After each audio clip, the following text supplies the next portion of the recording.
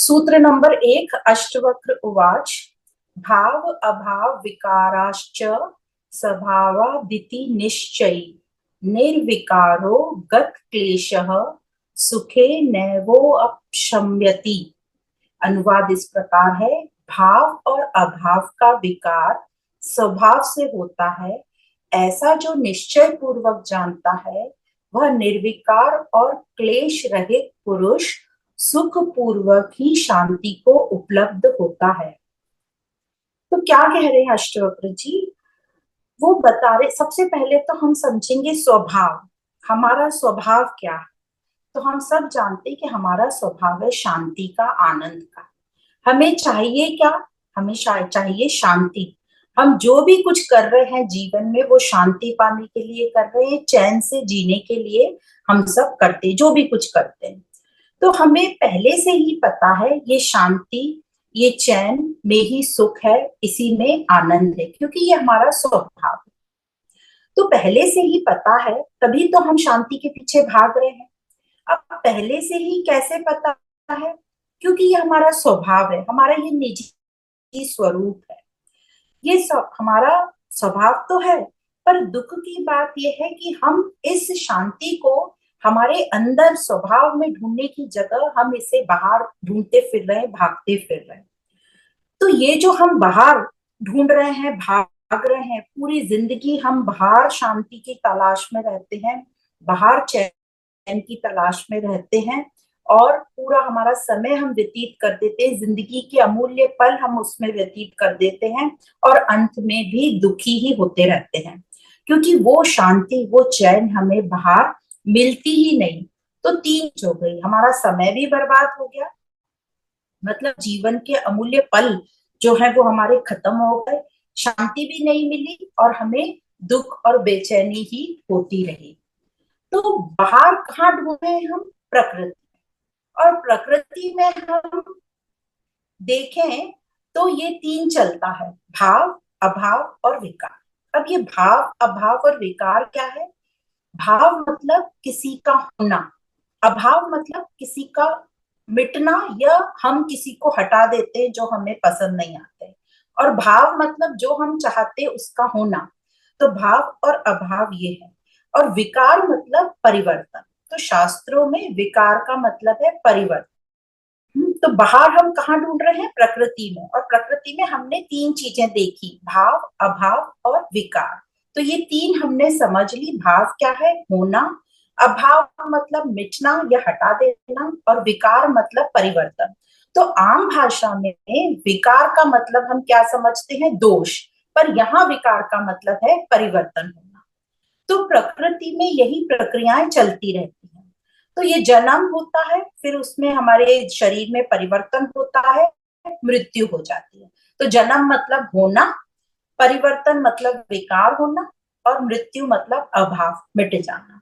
तो जो हमें पसंद आते हैं वो हम कंटिन्यू रखते हैं, पर फिर भी उनमें परिवर्तन आ जाता है, और परिवर्तन आने के बाद या तो हमें पसंद नहीं आता या वो अपने आप हट जाते हैं। तो प्रकृति में ये सब चीजें होती रहती हैं। जैसे बादल आते हैं, फिर उसमें परिवर्तन होता है, वो पानी बनकर बरस जाते हैं, और वो बादल खत्म हो जाते हैं। उसी प्रकार बीज होता है, फिर वो बीज में परिवर्तन होता है तो वृक्ष बनता है। फिर वो वृक्ष में फल देने के बाद कुछ ऋतुओं के ऋतु चेंज के बाद नए पत्ते आ जाते हैं, या वो वृक्ष बूढ़ा हो जाता है, वो गिर जाता है।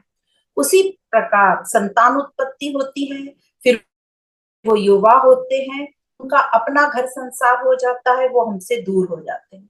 उसी प्रकार मकान, दुकान, ये सब हमारे नए बनते हैं, फिर उनमें कुछ परिवर्तन आता है, फिर हम उन्हें थोड़ा सा रिनोवेट करते हैं या गिरा के नए बनाते हैं। तो ये प्रकृति का नियम है, बदलाव, परिवर्तन, इसी को विकार कहा गया है। तो इस प्रकृति को यदि जो अच्छे से समझ लेता है तो वो अपना जीवन ठीक प्रकार से काट पाता है।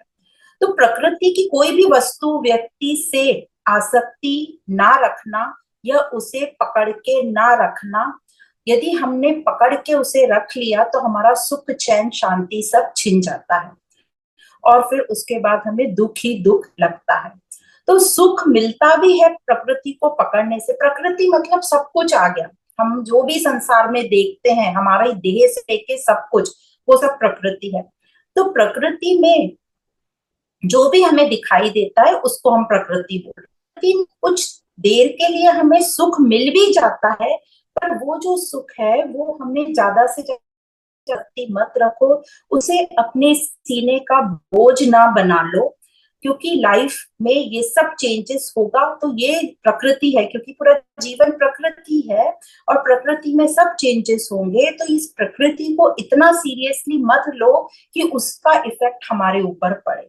प्रकृति तो ऐसी ही चलेगी, उसका नियम ऐसा ही है।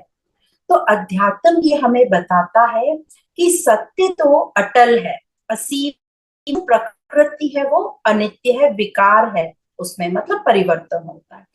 तो मतलब अब ये समझ में आ रहा है कि सत्य हमेशा रहता है, वो प्रकृति के पहले भी था और बाद में भी। मतलब भाव, विकार और अभाव के बाद भी सत्य रहता है और भाव के पहले भी रहता है। और इसी करके हम समझना चाहे तो जन्म से पहले भी सत्य रहता है और मृत्यु के बाद भी सत्य रहता है।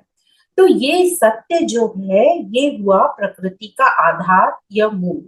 इसलिए इस सूत्र में कहा है भाव, अभाव और विकार स्वभाव से ही होते हैं, पर इनसे आसक्त नहीं होना, क्योंकि हमने पहले ही बोल दिया हमारा स्वभाव है शांति और चैन का। तो जो भी ये भाव अभाव में भी हम ढूंढ रहे हैं, इसी में हम ये क्यों कर रहे हैं, हम शांति और चैन के लिए कर रहे हैं, और ये हमारे स्वभाव तक पहुंचने के लिए हम कर रहे हैं। पर हम इनसे आसक्त हो जाते हैं। तो वही बोल रहे हैं अष्टवक्र जी कि इनसे आसक्त नहीं होना, दुखी सुखी नहीं होना। जो इनमें शांति ढूंढता है वह दुखी ही रहता है। तो जो ये निश्चय पूर्वक समझ जाता है वह इन भाव अभाव और विकार का दृष्टा बन जाता है। तो भाव अभाव विकार बोलने से हम ये बोल सकते हैं भाव विकार, बीच में परिवर्तन होता है फिर अभाव होता है। तो भाव विकार और अभाव से जो आसक्त ना होकर उसका दृष्टा हो जाता है, वही शांति पूर्वक या चैन से जीता है। वो कैसा हो जाता है, गत क्लेश, एक शब्द आया है ना श्लोक में, गत क्लेश, वो क्लेश रहित हो जाता है, उसके दुखों का शमन हो जाता है। अपशमन बोला तो जो जिसका दुखों से अपशमन, शमन मतलब खत्म हो जाते हैं जिसके दुख, तो फिर क्या बचता है, सिर्फ सुख। ये सुख को वो आनंद बोल रहे हैं। तो सुख समाप्त होते ही, दुख का शमन होते से ही वो शांति को प्राप्त हो जाता है। सिर्फ सुख ही शेष रहता है और यही आनंद है। तो इस श्लोक में हमें प्रकृति के बारे में बताया जो कि हमें पता है। हम कई श्लोकों में, गीता में, अष्टवक्र गीता में और हर आध्यात्मिक पुस्तक जो हमने पढ़ी है उसमें यही बता रहे हैं कि प्रकृति का अपना नियम है, वो परिवर्तनशील है, उससे आसक्त नहीं होना है। जो उससे आसक्त होगा वो दुखी रहेगा, जो उसका दृष्टा या साक्षी बन जाएगा वो सुख को प्राप्त होगा। पर बार बार हमें बताया जा रहा है क्योंकि हम अभी तक हम इस बात को समझ ही नहीं रहे हैं। हम अपने ही तर्क लगा रहे हैं कि नहीं भाई ये तो संसार है, व्यवहार तो निभाना पड़ेगा, हमें शादी ब्याह में तो जाना पड़ेगा, हमें तो ये रीति रिवाज करना ही पड़ेगा, है ना। यही बोल बोल के हम अपने अहंकार को बचाना चाहते हैं। तो ये जो अहंकार है ये कैसा हो जाता है, जैसा पिंजरे में एक पक्षी। अब ये पक्षी का आप दरवाजा खोल भी दो, आप चाहो कि मेरे को पक्षी पे दया आ रही है कि ये इतने से पिंजरे में बंद है, इसका जी घुट रहा होगा, तो हम पिंजरे का दरवाजा खोलते हैं। समझना ये कहानी और हम क्या बताना चाहते हैं। हम दरवाजा खोलते हैं पर वो पक्षी उसी में बैठा रहता है, वो उड़ता ही नहीं है। हम जबरदस्ती पक्षी को पकड़कर बाहर उड़ाने की कोशिश करते हैं, तो थोड़ी देर जाके आप बाद में क्या देखोगे, वो फिर से आके अपने पिंजरे में बैठ गया। क्योंकि हम अपने अहंकार को बचाना चाहते हैं। हम चाहते ही नहीं है कि हमारा जो अहंकार है, ये जो अहंकार को पता है कि ये सत्य है, उसको करना भी है, उसको गलना भी है, उसको सत्य में गलित होना है, पर वो इतनी हिम्मत ही नहीं कर पा रहा है कि मैं अपना अस्तित्व छोड़ दूं और सत्य को पा लूं। तो वैसी ही हमारी आदत हो जाती है, हम भी वो पिंजरे के पक्षी जैसे हैं, अलग अलग तर्क देते रहते हैं। इसलिए गुरुओं को, मुनियों को, संतों को अलग अलग तरीके से हमें ये समझाना पड़ता है।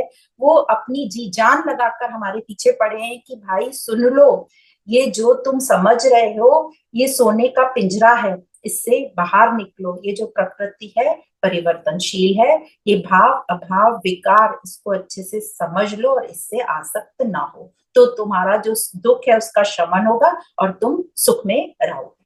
तो ये है सूत्र नंबर 1। अब चलते हैं आगे। सूत्र नंबर 1 में जो पुस्तक में और 4 लाइनें वो और पढ़ लेते हैं हम। आत्मज्ञान के बाद ही उसे ऐसा निश्चय होता है, इससे पूर्व ऐसा मान लेना भी भ्रांति है। मतलब आत्मज्ञान के बाद ही, समझ कर ही हम करेंगे, बिना समझ त्यागेंगे तो ये फिर हम भ्रमित होंगे और हम अहंकार में रहेंगे। तो मानने से भ्रम या अज्ञान दूर नहीं होता। मान्यताओं से कि मान लिया मैंने, मानते तो हम बहुत कुछ चीजें हैं और फिर उसी के पीछे पड़ जाते हैं। तो मानने से भ्रम या अज्ञान दूर नहीं होता, सिर्फ जानने से होता है, सिर्फ बोध से होता है, जो आत्मज्ञान से हमें मिलता है।